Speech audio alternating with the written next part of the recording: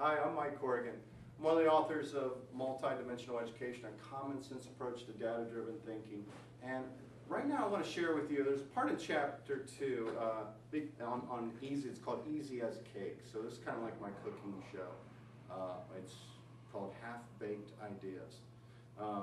But is what we're trying to avoid actually. But what we're trying to do is get folks to start thinking about education data from a systems perspective, not just looking at one thing here or there, you know, doing a quick fix, putting a Band-Aid on. We've got a problem with school misconduct, so therefore we need stronger rules, we need more punishment, you know, this, and that. What I'm wanting to do, or what we're trying to do, is actually put in place a system where you have data to inform all that you're doing. Okay, so let's start with a quick example. What do you need to bake a cake? Well, when you start thinking about that, you probably need flour, right? You need sugar. You need baking powder. You need, what's that? Eggs, okay. And what's that? Corn. Corn? Oil. Oh, oil. You need butter.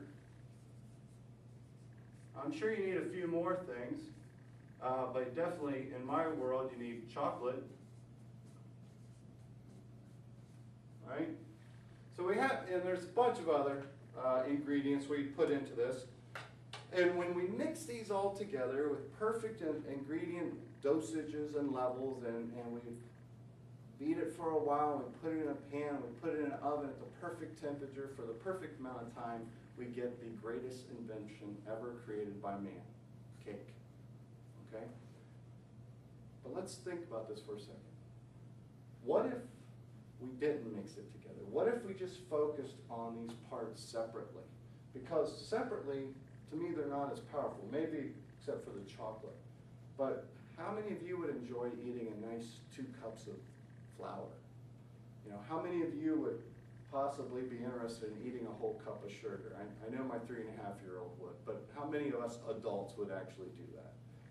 How many of you feel like Rocky today and want to chug a dozen eggs or even 2 eggs and go out and run a mile in the steps in Philadelphia?